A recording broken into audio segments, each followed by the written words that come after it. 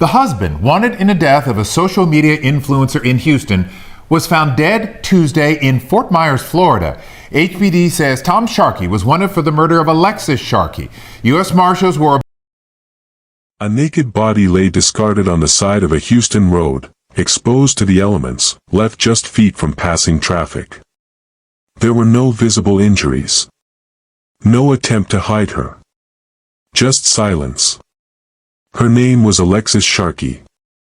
She was 26, a rising social media influencer with a flawless online persona and a husband twice her age.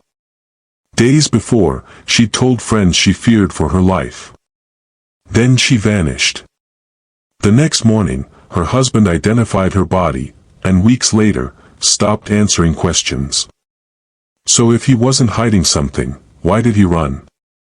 It was the day after Thanksgiving, 2020. In Northwest Houston, a sanitation worker spotted what looked like a mannequin lying in the brush off Red Hall Lane. But as he got closer, he froze. It wasn't a mannequin.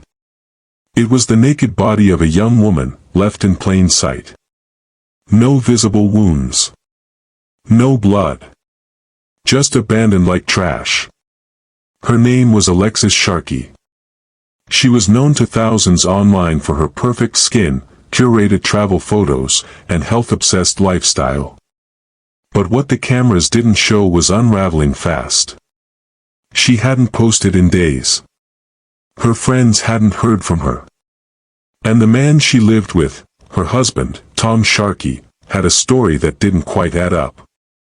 Online, Alexis looked like she had it all. But something was already cracking behind the scenes, and someone knew it wouldn't hold for long. Before the headlines, before the eerie silence, before the roadside discovery. There was just Alexis Lee Robinault. She was born in Warren, Pennsylvania, and raised in the quiet town of Youngsville. The kind of place where people wave from their porches, where neighbors know your dog's name. Alexis stood out early. She was sharp, driven, and fiercely independent. Her mother, Stacy, described her as curious and passionate. Even as a little girl, Alexis had strong opinions, and even stronger dreams. She graduated from Youngsville High School in 2012, and by the time she reached college at the University of Pittsburgh at Bradford, she had already mapped out her plan. She majored in biology, with minors in nutrition and psychology. She wanted to work in wellness.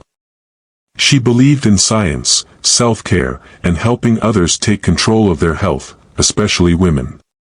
But Alexis wasn't just academic. She had a presence. People noticed her. She was vibrant, magnetic, and unapologetically confident. And in an age where confidence could be currency, Alexis tapped into something powerful: Instagram. She eventually moved to Texas, where she built a new kind of career, one that didn't require a lab coat or a clinic. Alexis joined Monat, a multi-level marketing company that sold haircare and wellness products. She climbed the ranks quickly.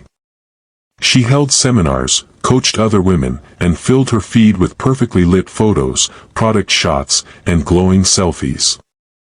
Her followers grew. Her influence widened. But offline, things were more complicated. Alexis was surrounded by people, but often felt isolated. Her close friends, especially the women she worked and traveled with, began to see signs that something was wrong. In group chats and private phone calls, Alexis opened up in fragments. She said she felt watched. Controlled. She hinted at arguments, fear, even emotional abuse. But on camera, she never broke character. She was always smiling. Then came Tom Sharkey. They married on December 20, 2019. He was nearly 23 years older than her, a self-described entrepreneur, a confident talker, someone who moved fast and lived loudly. At first, Alexis described him as intense and charismatic. But within months, the tone changed. Friends say she started pulling away. She confided in them that things weren't as happy as they looked. That Tom had a temper. That he followed her. That he read her messages.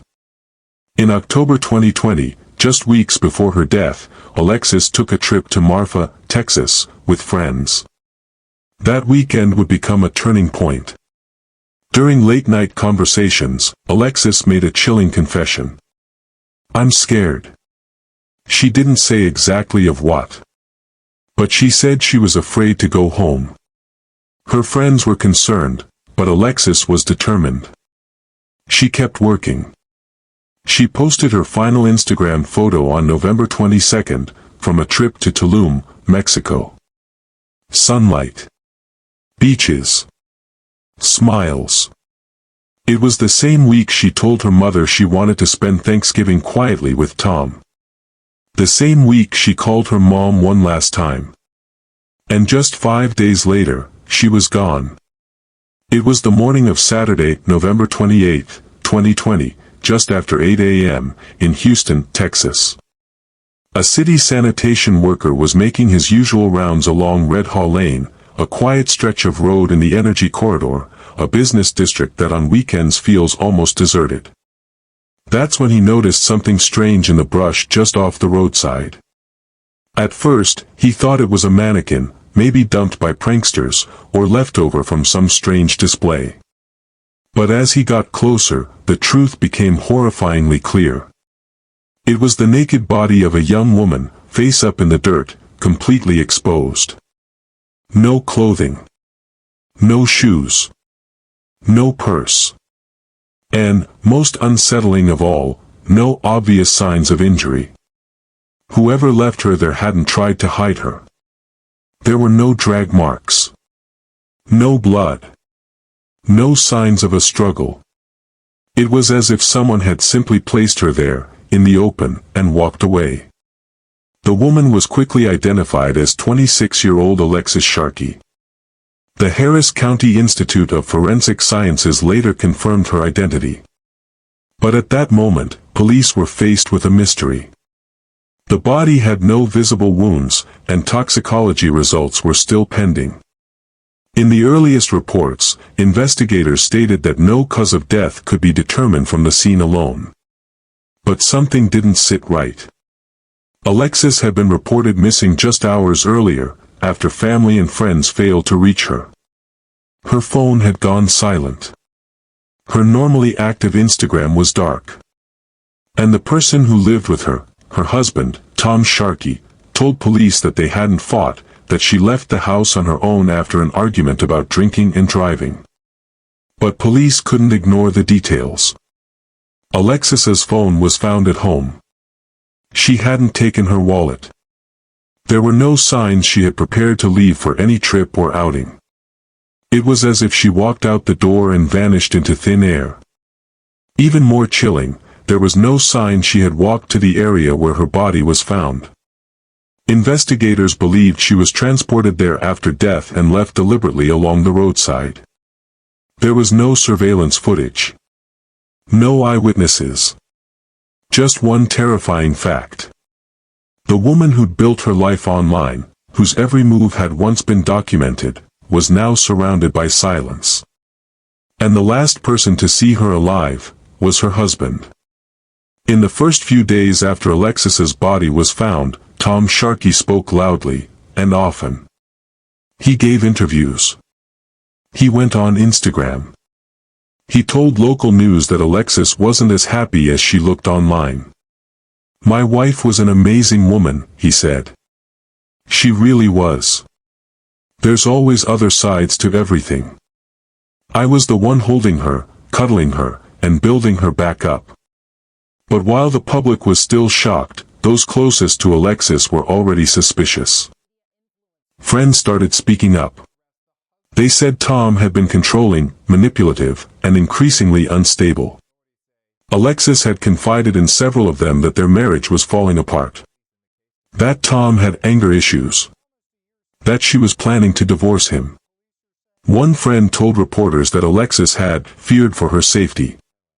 Others said she had mentioned needing to escape the relationship, but didn't feel ready yet. Publicly, Tom denied any abuse. He said their marriage was solid. He claimed they had a quiet Thanksgiving together and that Alexis simply left the next day in a rush, after they argued about her drinking and driving. "We didn't fight," he told a reporter from ABC 13. "She understood me. I understood her. I just told her she couldn't drive if she was drinking. She left anyway." But there was a problem with that story. Alexis's phone, purse, and keys were all still at the apartment. She hadn't taken anything. There was no rideshare record. No travel plans. No messages to friends. The image Tom painted, that she stormed out and disappeared, didn't match the evidence. Behind the scenes, Houston Police Department's Homicide Division had begun to focus their investigation on Tom. They weren't saying much publicly. But quietly, they were building a case. The Harris County Medical Examiner later ruled that Alexis died from strangulation, and not self-inflicted. It was homicide. By early 2021, Tom had stopped doing interviews. He deleted his social media accounts and moved to Florida, where he lived with relatives. And while the world moved on, detectives continued to build a picture of a man who had everything to lose, and couldn't handle losing control.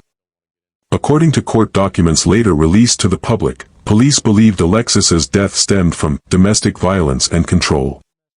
The motive wasn't a mystery, it was a pattern. Tom Sharkey had presented himself as a grieving husband. But what investigators saw was something darker. A man whose world was unraveling, and who may have decided that if he couldn't have Alexis, no one could. For nearly a year, Tom Sharkey stayed quiet. He moved out of Texas, left no forwarding address, and settled in Fort Myers, Florida, living at a relative's house. He never returned to Houston. He never showed up to vigils. And behind the scenes, he stopped cooperating with detectives altogether. But investigators didn't forget. The autopsy had confirmed manual strangulation, a personal, deliberate, and forceful act. According to the Harris County Institute of Forensic Sciences, Alexis had died by someone's hands. The question was no longer, was this a murder? It was, who had motive and opportunity? By September 2021, the Houston Police Department finalized the case against Tom Sharkey. They secured an arrest warrant for murder, stating that Alexis had been the victim of intimate partner violence. In their probable cause filing, detectives wrote that Tom was the last person to see her alive and had made conflicting statements about the timeline. Now, they just had to find him. On October 5, 2021, U.S. Marshals tracked Tom Sharkey to his daughter's home in Fort Myers. They moved in swiftly, executing the arrest warrant issued out of Harris County. But Tom had one final move left. As agents approached, Tom locked himself in a bedroom. Before law enforcement could enter, they heard a gunshot.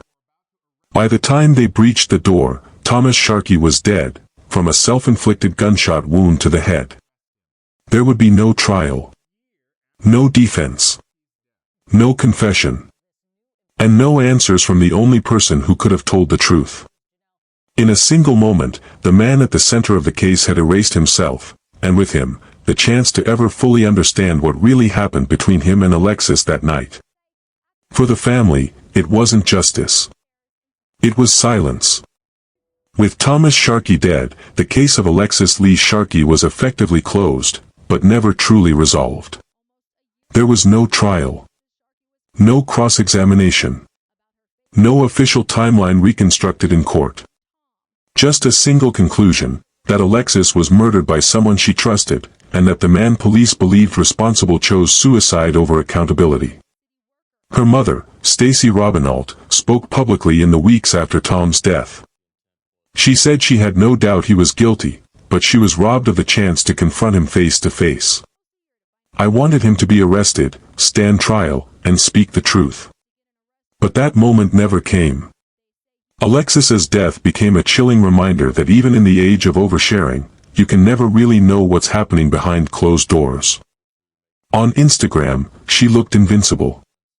But behind the filters, behind the curated captions, was a woman trapped in a private hell of fear and control.